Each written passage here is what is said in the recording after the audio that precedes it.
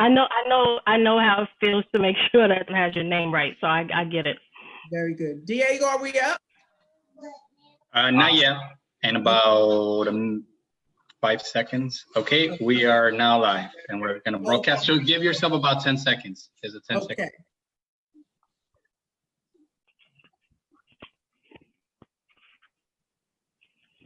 Okay.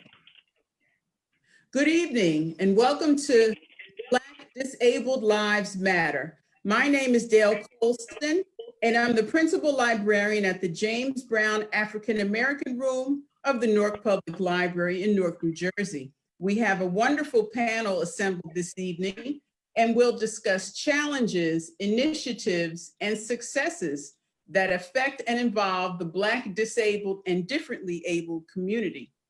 This program is brought to you by the Friends of the James Brown African American Room and the Newark Public Library. On behalf of our director, Jocelyn Bowling Dixon, and Board of Trustees President, Dr. Lauren Wells, we thank you all for joining us this evening. Tonight, I'm joined by my colleague, fellow J-Bar librarian, Reggie Blanding, and the Friends of the James Brown African American Room Executive Board member, Linda McDonald Carter.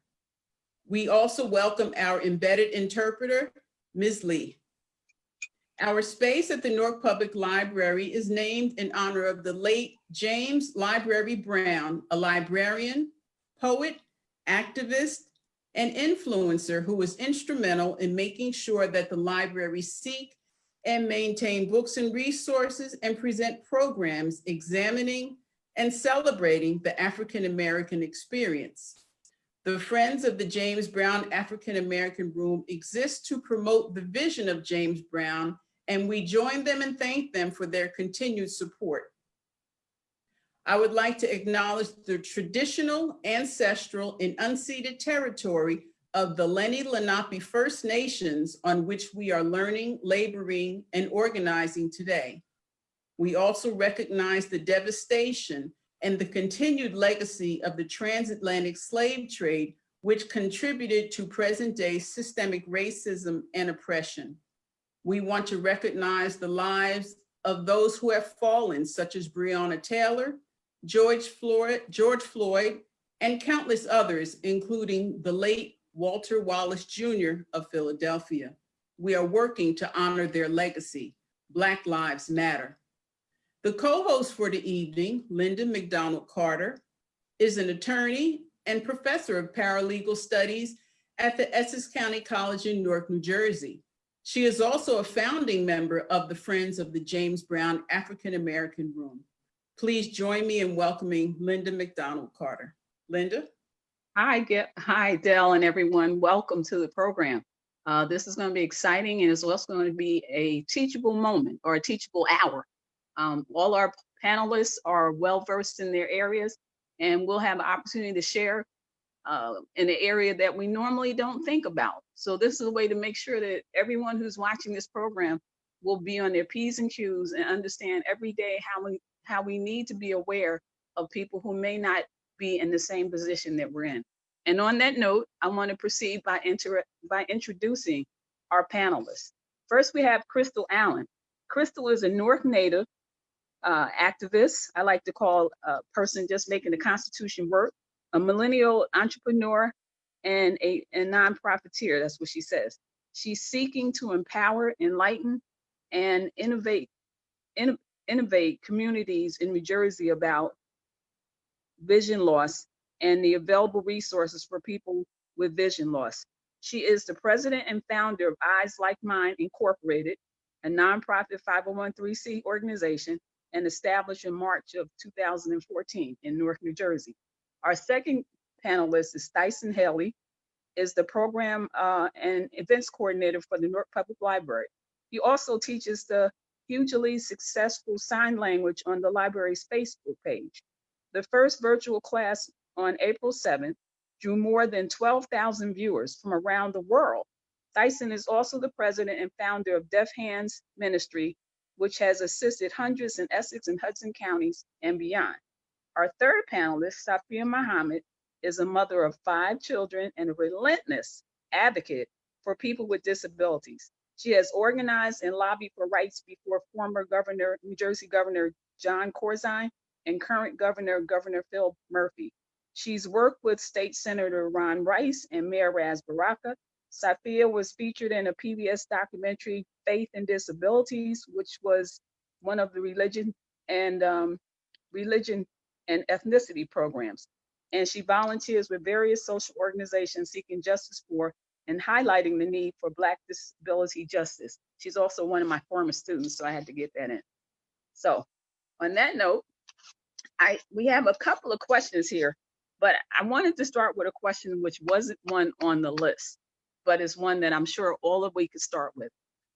I have always wondered why the disabled community, more than probably any other population in the United States, is more versed on what their rights are than most other communities. So if we can start with that, if anyone wants to start it in terms of why would this particular community be probably the most versed in terms of what their rights are and what they're due. So let's say, maybe I'll start with Krystle. Krystle, you want to speak to that? I was muted. Yes, hello everyone and all viewers who are online with us. I feel that maybe some of the reason is because of our own lived experiences, the discriminations that we've been subjected to, and the movement of our advocacy, our self-advocacy, and our people advocacy. We have to educate ourselves first about what is available to us and what we should be embedding in our daily lifestyles. This year is the 30th anniversary of Americans with Disabilities Act.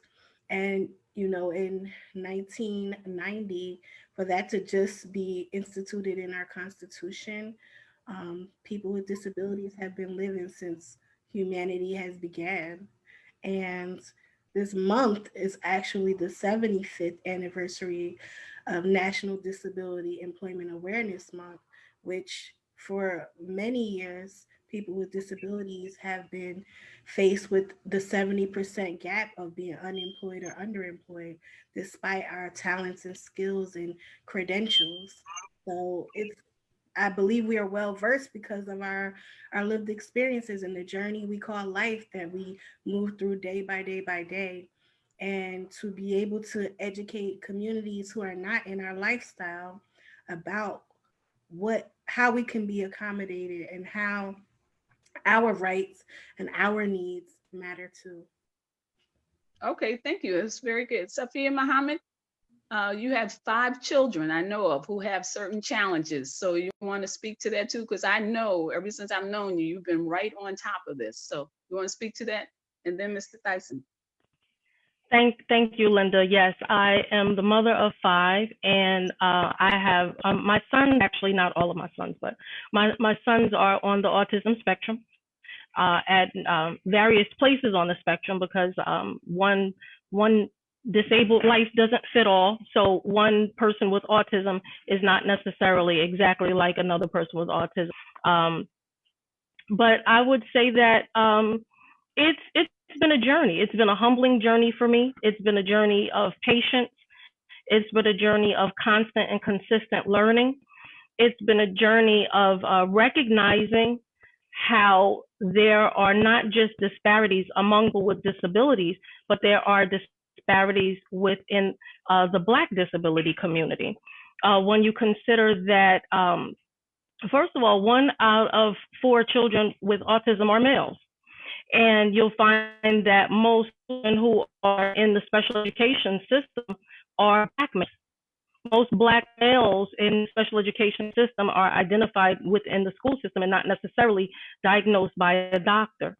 And typically it's referenced to behavioral challenges. And although 3 of my sons are on various places and on the autism spectrum, my journey really started with my eldest son, who is now 34. And when he was having behavioral challenges because he wasn't being challenged and educated to his ability, his learning style didn't agree or didn't gel with the teacher's teaching style, as opposed to finding out that he's gifted, he was labeled as a behaviorally challenged child, as a child with oppositional defiance disorder. So this journey has been a long, long one for me. I mean, I'm going well into 30 years in this journey as an advocate for my children. And I found that it was important for me to continue to fight. It was very disheartening to learn that as a young Black mother, I was considered too emotional. I was expected to accept whatever was given to him. I had teachers, white teachers, who wanted to fail him, but he tested at that time in the Newark school system in the second grade on a reading comprehension level as a 10th grader. So what does that tell you? That tells you that the student was not being educated properly. That tells you the student was not being challenged.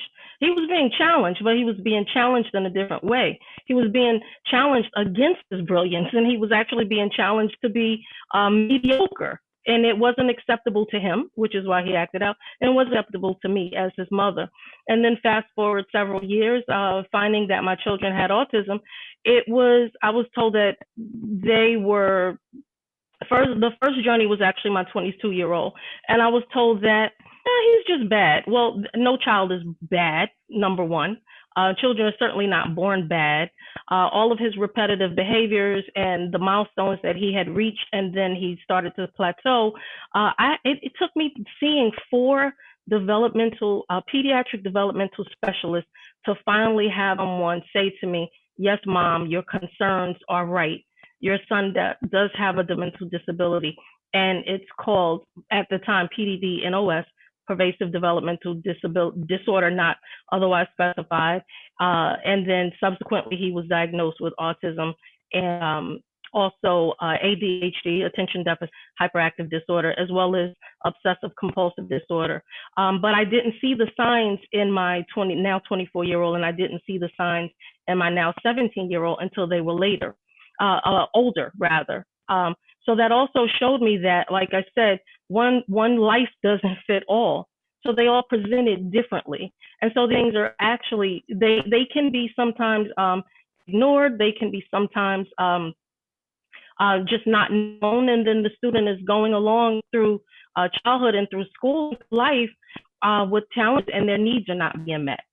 So, and of course, we'll talk more about that. Okay.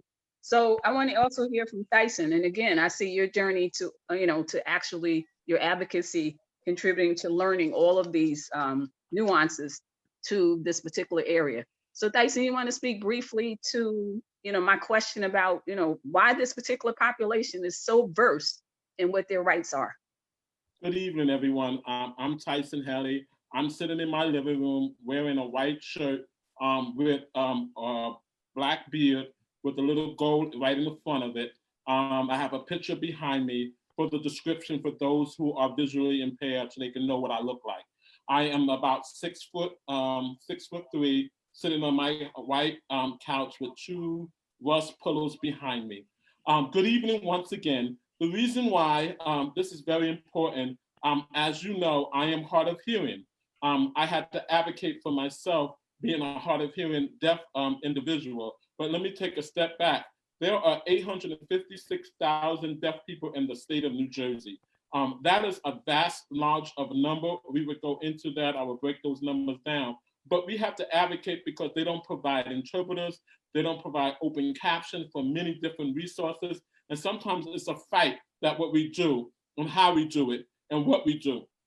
So it's very important that we educate each other and what we do and how we do it and ways we do it. The reason why we advocate, we fight, and we discuss and we brainstorm different ways to be able to handle the challenge that is necessary in what we do in life. Okay? Okay. All right. Interesting. So that was going to be the next question. So I guess I'll go back to you, Mr. Helly, to speak a little bit more about the stats and the history of the Black disabled or differently abled in New Jersey, which you mentioned to some degree, but in the United States, if you can give us a quick overview in terms of the statistics. Oh. Can you hear me? I'm you got it? Okay. I'm muted. Okay. I can give you those numbers. like I mentioned earlier, there's 856,000 deaf people in the state of New Jersey. That's a vast number of individuals that are deaf and hard of hearing. I'm gonna do the breakdown of that. If you look at it, we have about those large, vast numbers of individuals. Excuse me 1 second. I got multiple things going on at the same time. I do apologize. That's fair. We have a vast number of individuals that's involved with the state, because those who are profoundly deaf, that's, no hearing at all. Those who are hard of hearing, like myself, when I got sick at a later age, that became hard of hearing, and those who are late deaf, where they, like in the 90s, if you can recall, those individuals driving those cars with the speakers, and they became deaf or hard of hearing later and don't sign. So those numbers are about, in Essex County, there's 34,000 individual deaf people in Essex County, and then 12,000 in the city of Newark. That's a vast majority of those who are deaf in the urban settings. In Hudson County, there's a large, vast number. I think it's 25,000. Don't quote me on it. I don't have the exact number, but I know in Jersey City, where I currently reside, there's about, I want to say about 1,100 deaf people that live here. And we fight with those numbers, with those individuals being Black. Just for an example, I'm a Black individual. I have to work even harder as a Caucasian person. You know what I mean? They don't provide us with the adequate, equal education for those who go to the school, and those parents get all the resources that they needed. And my mom taught me how to advocate and be strong, to advocate for myself, to get the things, the resources that I need that are provided just as the same and equal to another person, to be able to reap the benefits of it. You get what I'm saying? So a lot of things are disproportionate, because, they always say, that's a special child, just put him over there. But they don't treat us the same. This person get all the benefits, the interpreting, the open caption, all of those resources that are needed. But in the other schools, they don't even provide it. You know what I mean? They lack of it. They don't even give them that. And to make it worse, those parents who are deaf, they don't even get an interpreter at the superintendent's schools when he's speaking each week or whenever. And it's a shame that you have to come in and ask for somebody like me who advocate on their behalf and write for them and say, hey, provide an interpreter. Those numbers are there. If you ever go to the school for the deaf, I'm using this for an example, it's no right or wrong. If you ever go to the school for the deaf, that's for the state of New Jersey. I'm not talking about the state school. I mean those individual schools in the towns. Do the security officers know how to sign when they enter that building? That's the sad part right there. That's the sad part. The security officers don't even know how to sign. Do your nurse know how to sign? If you need an emergency right there and there, if the interpreter's not there, you should know a little bit. Do you need help? Are you hurt? Are you okay? Those are the little things. Last year, we hosted for the first time in Essex County, we had about 160 officers in the James Brown room on September the 7th, I believe it was, last year before the COVID. We taught law enforcement from every area of Essex County, learn how to do basic community, pulling over, you know what I mean? What to say, how to say it, how to use your device. You know what I mean? Like here, like I have all my devices here to be able to help me to communicate. It's very, very crucial. So I'm grateful for that opportunity. Okay, well, let me just say this, since you said that, it would be important for people to know the fact that sign language comes in different languages. I do know that. See, I learned something. And the other thing, since you said this, I feel bad, so I got to tell you a little bit.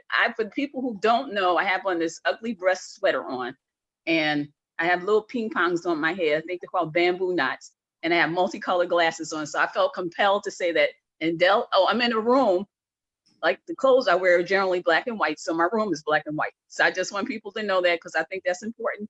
We use this as a teachable moment. Dale, you want to? Absolutely. Yes, every day I learn. Every day I hope to learn. And I'm at home. I'm sitting in an orange chair with an artificial tree in the back. That's the best I could do. So we're talking, and thank you so much for all the background you've given Tyson and Sister Muhammad and Sister Allen.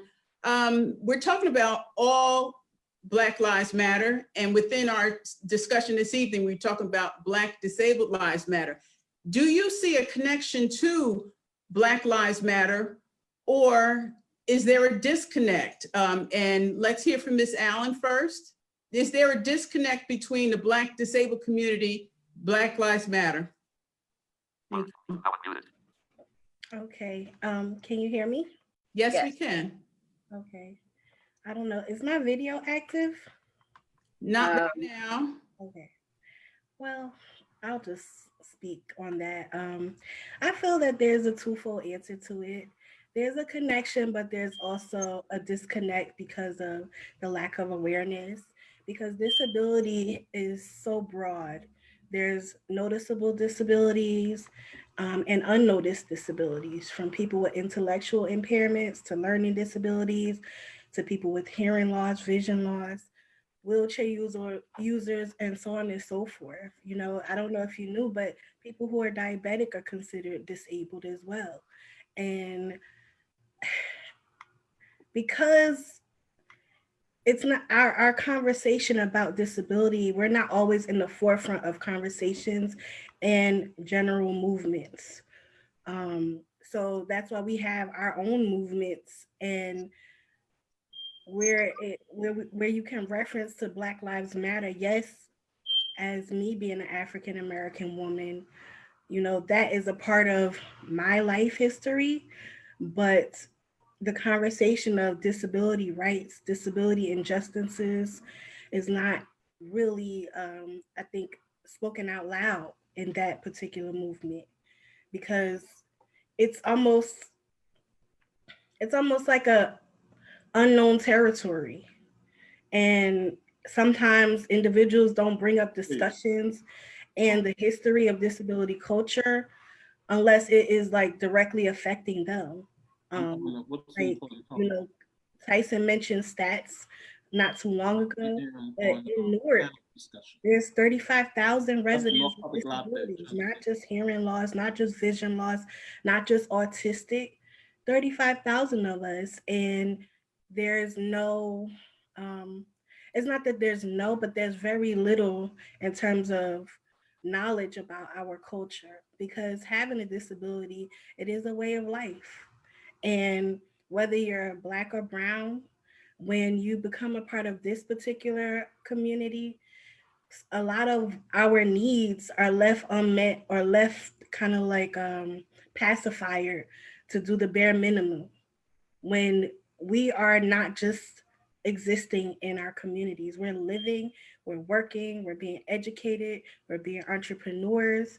And yes, we're also experiencing discriminations, sometimes a little more extreme than most racial discriminations. Like just yesterday in Philadelphia, a young man was gunned down with 12 gunshots in front of his mother, and he was schizophrenic and bipolar.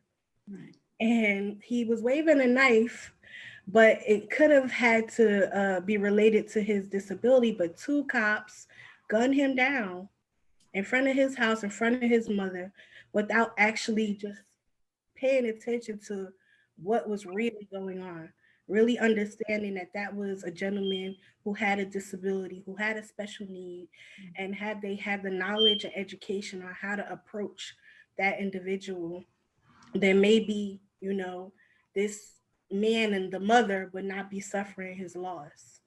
And there's so many instances like that in the disability community because of the lack of knowledge and awareness. Mm-hmm. Can I ask a question? Back off of that, and that Go is ahead, Tyson. that's so that is so crucial, Krystle. What we do and when we advocate, you know what I mean, we got to educate. You know what I mean, and that's the truth, because in those instances like that, they have professional training, and I know the police officers and all of that, they have training, they have skill set. A lot of times they don't teach everything to be able to enhance what needs to be taught. For an example, I have an opportunity every year. We go to the Passaic County Police Academy and teach. They are institutionalizing ASL sign language for those officers that are coming out into the street. They know a little bit of a cultural sensitivity training on how to work with those who are deaf or hard of hearing. For an example, I take my hearing aids off. I can't hear nothing. You know what I mean? You're going to think I'm just being a drunk or ignorant individual when you tell me to stop. You get what I'm saying? So I have to be more visual during this time, even though, you know, with this Black Lives Matter, crucial things, you know what I mean? That young man should not have been killed. They could have used taser. They could have used other resources. They could have had, you know, social workers there to help to be able to de-escalate the situation. Yeah. You know what I mean? And if we have people that are in law enforcement in those areas to be able to help, it would be a good resource to do what we need to do to be successful. Ms. Muhammad wanted to comment. You see a connect or disconnect with the unmute yourself, please, with the Black Lives Matter movement generally. Thank you.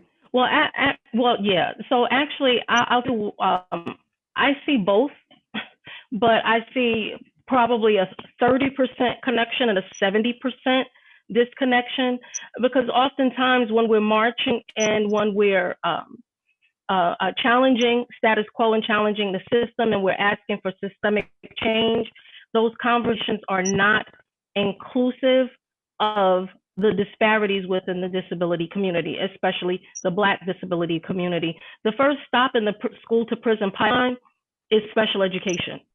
Mm-hmm. That's the first stop. So the idea is to first have our children placed into special education, and then do not educate them, do not provide them with resources and services, do not help their parents to navigate the social services and the human services systems, do not provide them with resources, get them out of school early if they graduate at all, and then move them into the prison pipeline. And so for me as a parent, I had a long time ago that my training helped me harness my passion as a parent and as an advocate.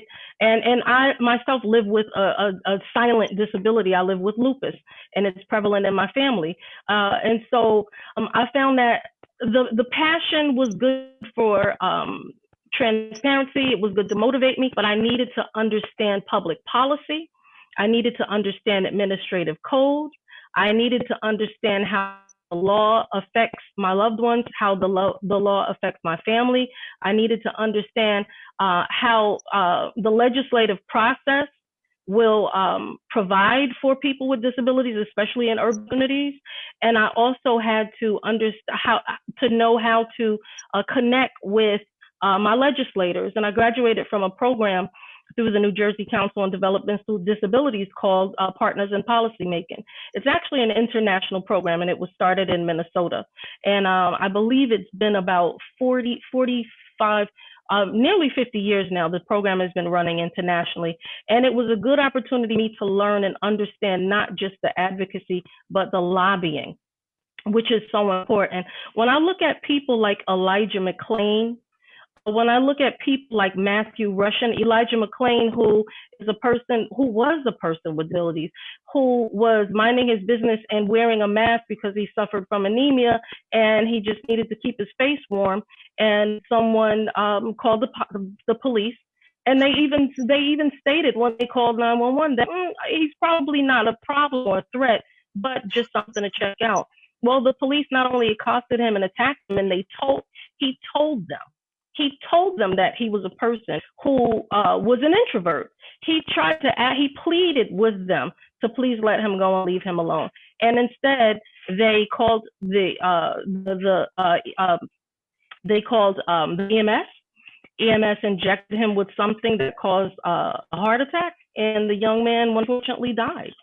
And then when you consider another person like Matthew Russian, who was an Old Dominion University college student, living on the autism spectrum, living an independent life, trying his best to live the best quality of life.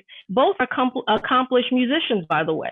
Elijah McClain was an accomplished violinist, and Matthew Russian is, because he's still living, is an accomplished pianist. But Matthew Russian was a car accident, and he may have been having a moment or a meltdown. We're not sure, because no one was there at the scene to assess what happened to the young man. Immediately, people started attacking them because and as Krystle mentioned, sometimes you don't see the disability outward, and so you don't know. But people, unfortunately, and especially in law enforcement, and this is not, sometimes we have to give these disclaimers, but it's not an attack on law enforcement.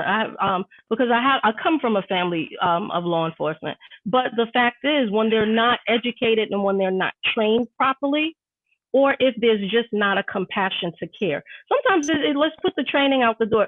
Sometimes just the individual. If there's not a capacity to care, a capacity for compassion, then you have outcomes like this young man being sentenced to 50 years in prison because no one was killed in this accident. People were hurt. Regretfully and sorrowfully, people were hurt. No one was killed. His autism was not considered. And then there was a 40-year suspended sentence, but this young man still has to complete 10 years in prison. 10 years. And there was not proper representation, and there was not the understanding that he is a person living with disabilities. It was not addressed. There was no compassion. So we have to do something on the legislative side. And so to get back to the point, that's the 70% disconnect. As we're rallying, when I did my work with Governor Murphy's office, that was to promote paid sick leave, to promote a law for paid sick leave. Well, it was important to understand that paid sick leave affects people with disabilities as well. They have a right to take sick days off too. Paid sick leave affects the parent, the caregiver who is caring for a person with a disability, but they're being threatened to be fired if they take a day off because either they're sick or because their child is sick, because they have to take their child for assessments, because they have to attend an IEP meeting. And the only time that they can take off is to take a paid sick leave, or they may just take off time and just unfortunately not be paid for it. And in this day and age and in this economy, who can afford that? Yeah. Well, let me just jump in a quick minute. Two things. One is, I teach criminal justice and American government. So two things you mentioned, I'll just throw out. One is that makes you think about people in the carceral system who may have disabilities.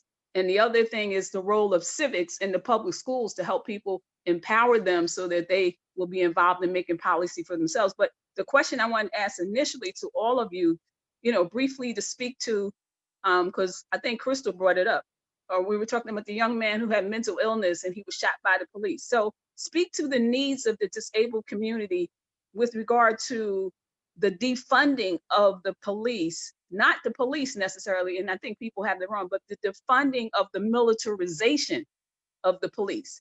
The fact that there's such an appropriation for the militarization of police in the community. So if somebody wants to speak to, Krystle, you want to speak to the connection, like where that money might go in terms of the disabled community as opposed to building a military in the communities? Krystle, are you there? Okay, can you hear me? Yes, I can. Okay. So I do think that there's 21 counties in New Jersey, right? And there's very few offices for the disabled, and sometimes they couple the aging and the disabled together.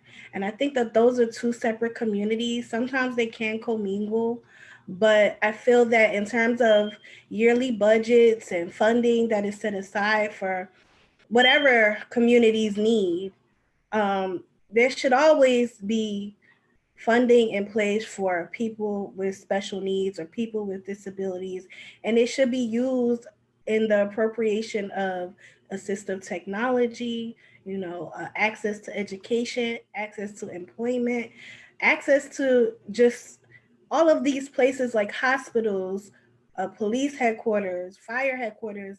As they're doing their training, they have some type of course that they have to recertify every year or every couple of years in terms of being well-versed in disability culture and how they present their etiquette with the disability community. Because you don't have to be a person with a disability to have knowledge about just how to interact, just a simple conversation where you're not coming off discriminatory. these hospitals that we have to pay all of these crazy amounts of medical bills if insurance doesn't cover it. Hospitals should be versed on patients with disabilities. There should be resource guides in place for every single nurse, doctor, medical assistant, or whoever that's in the hospital to be informed and have access to the knowledge on how to treat patients with disabilities. And I'm just saying that from my own lived experience. More recently, I was in the hospital for 6 days, and in the emergency room, all I wanted to do was go to the restroom. And I was restricted from going to the restroom because the resident doctor thought that I would be a liability just to go and release my bodily fluids in the restroom. So I had to educate them on why nothing else was impaired other than my vision. And as long as I was given the appropriate direction, that I could get to the restroom and back to my hospital bed without a so-called liability issue.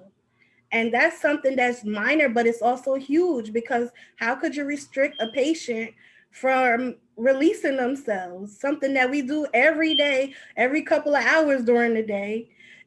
And just because I'm visually impaired, I couldn't go to the bathroom.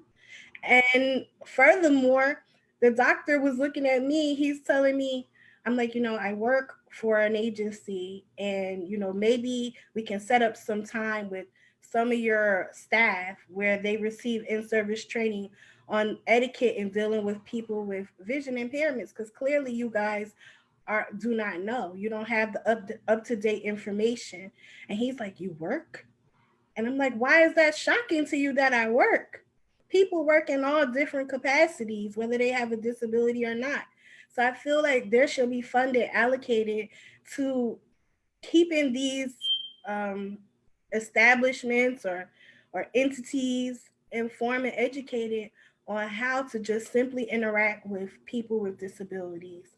And then to also educate them on our rights, because there should never be a time where our rights is stripped from us because of the lack of knowledge. Police headquarters, hospitals, fire departments have been around for how long now? And there should never be a time where a staff person is like, I'm not so familiar with this. I don't know too much about this. No. And even in educational settings, higher education and what have you, yes, there may be offices for students with disabilities, but those are even like at the bare minimum in terms of resources that are available to students. And I know, because even me, when I was attending Essex County College, a lot of my accommodations I brought myself.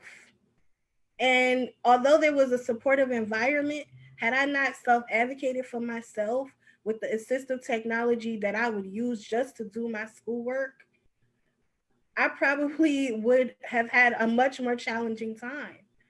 And these are topics that are really major and important in the lives of people with disabilities, because we should be able to be included in all environments in our community. We're not just statues sitting around. We're moving, we're living, we're breathing, and we're making significant change in communities. So when funding comes in place, when yearly budgets come in place for the government, for the cities and municipalities and such, our needs should be a part of those plans. Each county should have some type of inclusion plan for people with disabilities, because we are in the communities. We are voting just like everybody else is. We're doing the day-to-day things that the next person is doing, but maybe in a different capacity because of whatever our disability may be. But it's important that these types of topics and these types of resources are available to enhance our quality of life and maintain our quality of life. You also said something interesting, and yesterday I did an interview regarding voting. So what kind of provisions, either Thyson or either the three of you, what kind of provisions? Because I called the county clerk's office and I called the Board of Elections and asked them what kind of requirements, what provisions they have made for the elections for people who have, you know, particular challenges. Thyson, you want to speak to that, Mr. Yes, Tyson? I will speak on that. Here in Hudson County, I'm a very strong advocate. Most of them know me. We have a system that we use.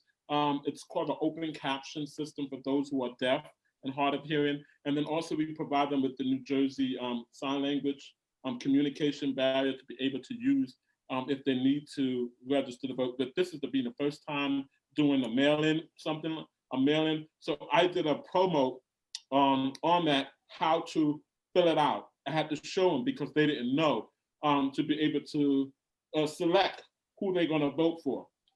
There's procedures that we teach individuals on a county level, but it's not much of a resource. You get what I'm saying? If a deaf person go in, they'd be like, I don't know how to communicate with them. So they feel lost. So we use technology, we use the resources that we have and we provide to them by as a deaf advocacy for the state of New Jersey. We advocate for them, we show them, we teach them. We have meetings with those individuals to show them how to work with those who are deaf and hard of hearing. Even though a deaf person is, an interpreter is not there, you can use the resources to be able to utilize it, even through your app on your phone. So if I have a problem, I can use my phone to be able to communicate with an interpreter and other hearing person. Also, it's called Wave Hello, spelled W-A-V-Y, hello. So I have the app on my phone to saw as a video. All you have to do is download, and we can communicate with the live interpreter to be able to get the information shared to those individuals. And we send that out throughout the state. Also, we have a state agency. I'm not sure what they're doing, but I know as an individual in the North Jersey area and advocating for those who are deaf and hard of hearing, they have come to me or come to our organization. We have helped them doing the resources that we need to do to be able to provide. It's more to it, it's education. Because when times like this, when changes, just recently, a friend of mine, they sued the United States president because he did not provide interpreter. You get what I'm saying? Because there was missing key information. The caption wasn't up to date. So they missed so much because we may be 2 stages behind which we don't have the information because thankful the city of Newark, Mayor Raj Baraka and his team was very connected with the deaf advocacy where we provide sign language interpreters for those, his constituents, even in Hudson County as well. But we wish we could do more for that in the United States, but we only can do what we can do in a limited capacity. And so I'm grateful that, you know what I mean, I could be able to do, along with the team, to be able to do what we do successfully, sharing those information. Because as soon as I get any updates, I'm immediately on my social media and I'm sharing that information immediately to the team so they know what to look for and how to help them during these resources, especially during this time. It's very crucial. Okay, well, I'm going to turn it over to Dale, and I'm sure she's going to ask, you know, what can we do in the future, like between the library and different organizations. And one thing we didn't talk about, and I'm not sure anybody else can address it, because I was thinking about this whole issue having to do with signatures, which is around the country. And sometimes you have people who have had strokes and they can't sign their name the way it was signed before. So those are some of the things to talk about. I also going to throw out, and maybe Dell will consider this, we probably need to have a part 2, because this is so comprehensive. There's so many things in so many areas that this covers, as I think Krystle said earlier. So Safiyyah, you want to just comment quickly, and I'm going to have Dell. Yeah. Thank you. Yeah, I wanted to chime in because we're in the 30th year of the enactment of the ADA, the Americans with Disabilities Act. And within that act, there is the Voting Accessibility for the Elderly and Handicap Act, and that was enacted in 1994. So it is important for us to ask questions, to be involved in and be engaged within the voting process and within the system. It's also really important for us to ask questions of our loved ones and get support and get help from people who can possibly help our loved ones through the process, because as you said, there are people who may have had strokes, but there are also people who have developmental disabilities, cerebral palsy, Down syndrome, autism. people who have developmental disabilities, where it also impacts their level of cognition. Although they may have cognitive disabilities and intellectual disabilities, they still may very well have the right to vote. So it's very important, and I say once again, going back and understanding the law. But when you talked about how the defunding police and where we put dollars, and the conversation has constantly addressed voting and policy and being a part of the process. Being a part of the process means that the dollars, first of all, people with disabilities have to have a seat at the table, and their caregivers.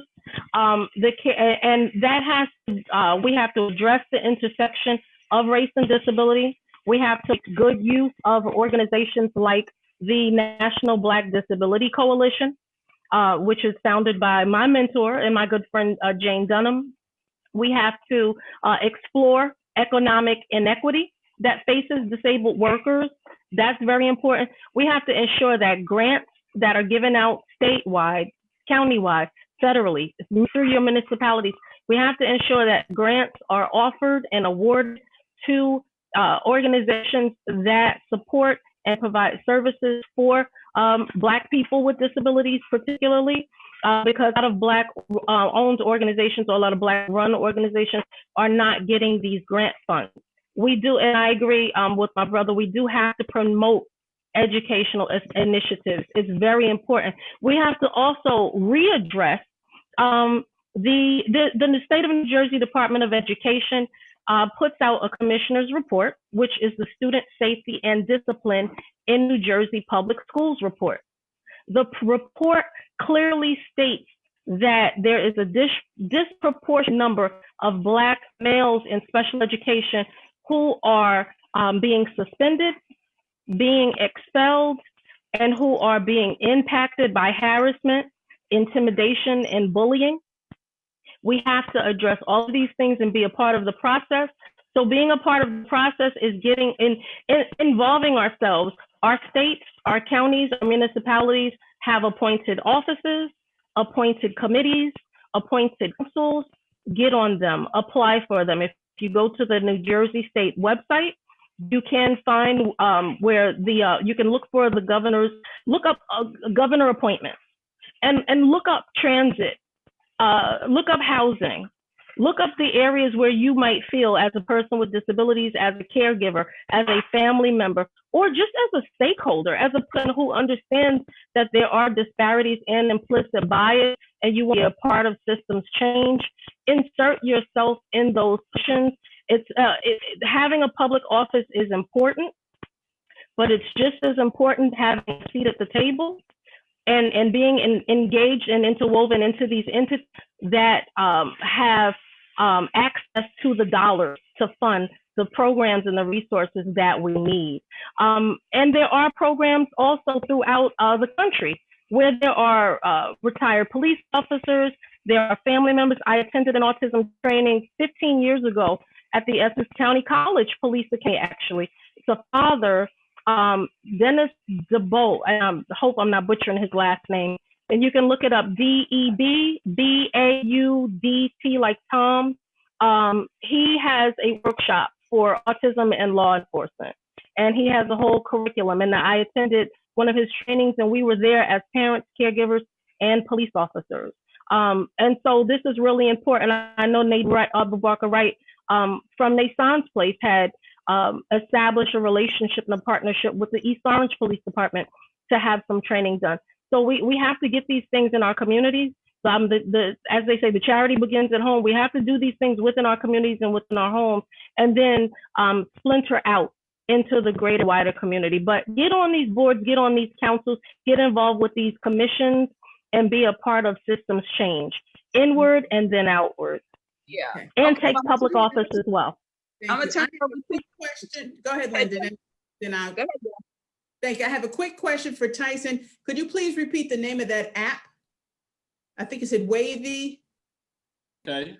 It's called Wavy Hello. Let me just pull it up just to make sure you have it. Just give me 1 second. And then while you're doing that, I have a question. Then I want to give all the panelists a chance to for some final comments. And Sister Muhammad did kind of touch on that, but what can we all do to further the Black Disabled Lives movement? What can we all do to help each other in the movement? Ms. Allen? Yes. How can we help you, which in terms helps all of us? Well, I'm going to answer that question, but I wanted to kind of touch on the previous question as it related to signatures. So I don't know if you see me, but I have a signature stamper, and I kind of use that because when I want to sign for checks or sign my signature for whatever, and it's something real easy and simple that I got out of Staples. It's my actual signature. It was only $18, but they gave me a special pen, and I did my script writing of my first and last name. And then you can also have it in print. There's a lot of different visually impaired people who may use this, but then if they don't have access to a signature stamper, there is a thing called a signature guide. And that is usually like a little stencil that you can write your signature, whether you're printing it or signing it. And there's a page signature guides that it's a full stencil template where you can fill out an application where it has things for your name, your address, and then even check guides where you can write a check out and write straight on a line and write the dollar amount or the printed wording of what you're going to issue the check for. So there's different apparatus that assist that might not always be technology related. It could just be something that's just an additional element to adapt to. And yeah, that's usually how I would say I sign things, and how others may sign things. It's not always that there's someone who is around helping them do it. And I can like refer to another instance where right in Newark, I was having a visit with the GYN, and it was the first time that I was seeing this doctor.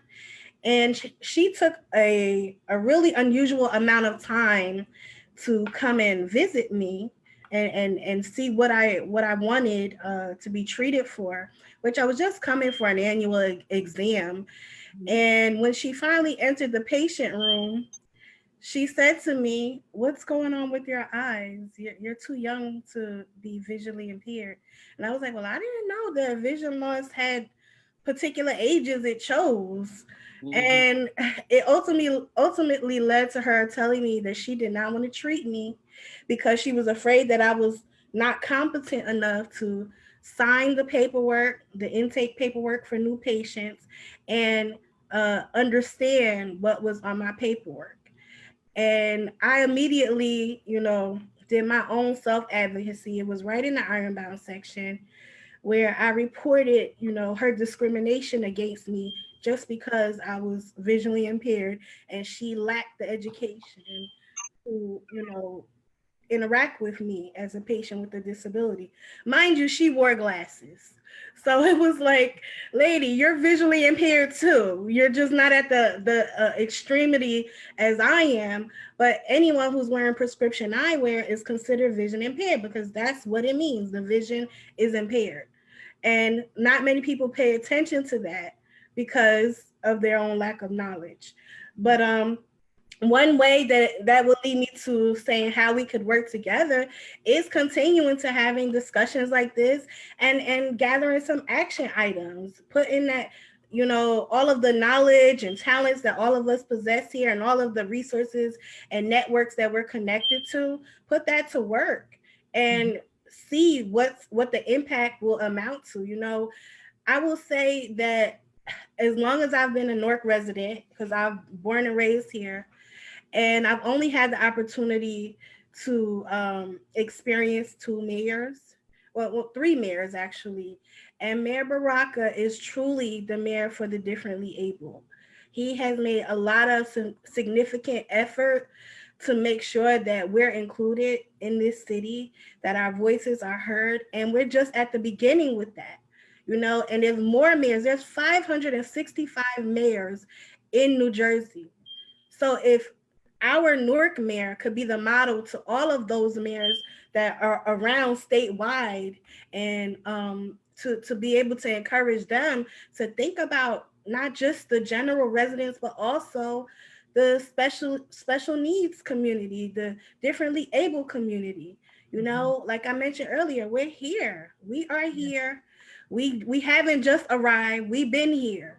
And if these people who are public service, and they are truly public servants, just as Mayor Baraka is, they would follow him and model, you know, his initiative to keep us in the conversation, to keep our inclusion platforms, you know, connected to the department heads and PSCNG and the Housing Authority, Yes. and Audible and so many other, you know, arenas that connect to people with disabilities. So more conversations like this and action items that we can produce significant results from.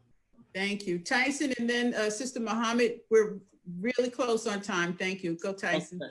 All right. I just got it's the app. It's called WAVELLO.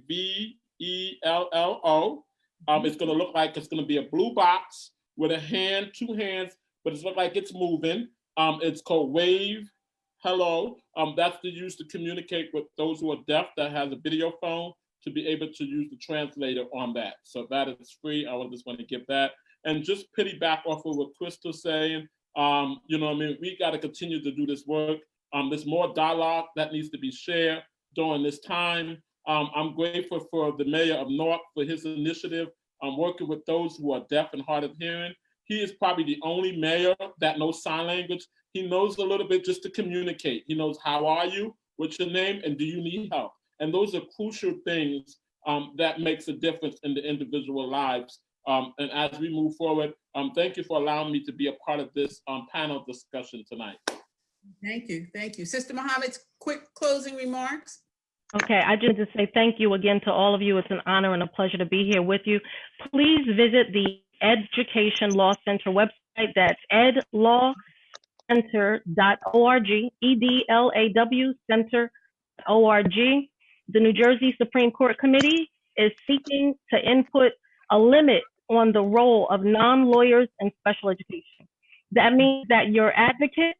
That means that you've been trained like me by SPAN or Autism New Jersey or other organizations that have helped us to advocate for our loved ones. The New Jersey Supreme Court Committee on Unauthorized Practice of Law on September 30th had rendered the opinion number 56 that stated that they wanted to limit the role of non-lawyers in special education IEP meetings. This is egregious. This is against the foundation of the IDEA. We have to stop it.